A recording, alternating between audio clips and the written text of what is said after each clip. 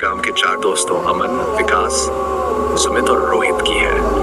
वे सभी अपनी गर्मी की छुट्टियों में रोमांच की तलाश में थे और गांव के पास के घने जंगल में एक रात बिताने का फैसला किया।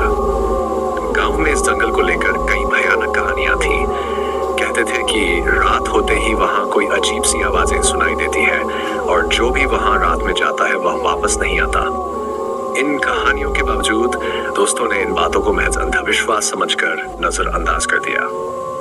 उनकी योजना थी कि वे जंगल में कैंपिंग करेंगे वे और रात में अपने साहस को परखेंगे।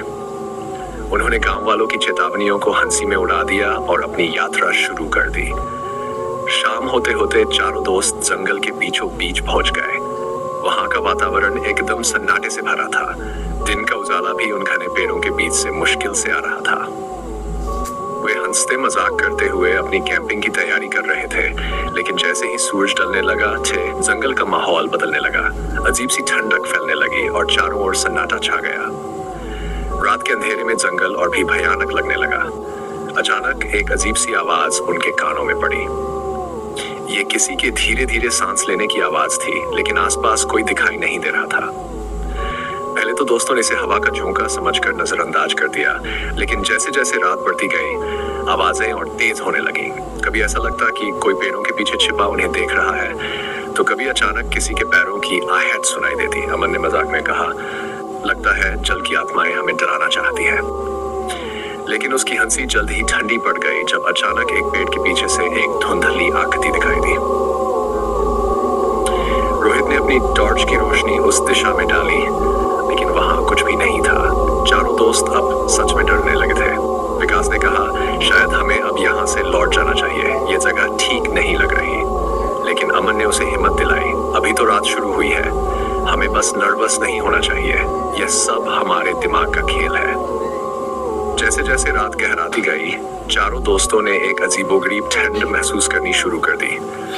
उनकी हड्डियों तक ठंड पहुंच रही थी और उनका दिल तेजी से धड़कने लगा था।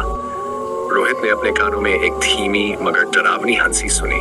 वह चौंक कर पीछे मुड़ा, लेकिन वहां कोई नहीं था। यह जगह ठीक नहीं है, उसने घबरा कर कहा। सुमित ने भी डरते हुए कहा, मुझे भी ऐसा लग रहा है कि हमें यहाँ नहीं रुकना चाहिए। अभी वे बात कर ही रहे थे कि अचानक उनके टेंट के पास किसी ने जोर से पैर पटके। चारों दोस्त डर के मारे एकदम चुप हो गए। उन्होंने अपनी टॉर्च उठाई और चारों ओर रोशनी डाली, लेकिन वहां कोई नहीं था। अब चारों को लगने लगा कि इस जंगल में कोई अदृश्य शक्ति उनका पीछा कर रही है। अमन ने अपने दोस्तों से कहा, हमें यहाँ से तुरंत भागना होगा, यहाँ कुछ न कुछ गलत हो रहा है। चारों ने अपने बैग उठाए और जंगल से बाहर निकलने की कोशिश करने लगे, लेकिन जैसे ही वे चलने लगे उन्हें ऐसा महसूस हुआ जैसे कोई उनकी परछाइयों के साथ खेल रहा हो। पेड़ों के बीच से अजीब आकृतियां झलकने लगी, जो कभी पास आती तो कभी गायब हो जाती। रास्ते में विकास ने कहा, क्या तुमने देखा? वहां पेड़ के पीछे कोई था, लेकिन जब बाकी दोस्तों ने उस ओर देखा तो वहां कुछ भी नहीं था। अमन ने घबराते हुए कहा, यहाँ से जल्दी निकलो, हमें और देर नहीं करनी चाहिए। अचानक रास्ते में उनके सामने एक काले कपड़ों में लिपटी आकृति खड़ी हो गई।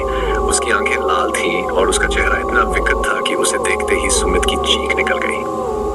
चारों दोस्त दहशत में थे। उन्होंने दौड़ने की कोशिश की, लेकिन उनके पैर जैसे जमीन में जकड़ गए थे।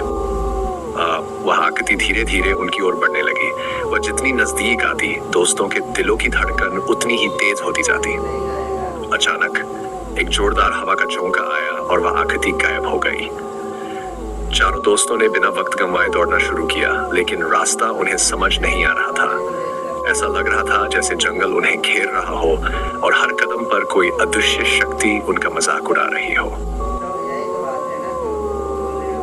जब वे भागते भागते एक खाली मैदान में पहुंचे तो उन्हें थोड़ी राहत महसूस हुई, लेकिन उनकी परेशानी अभी खत्म नहीं हुई थी। मैदान के बीचों बीच एक पुरानी और टूटी फूटी झोपड़ी खड़ी थी। रोहित ने कहा, शायद वहां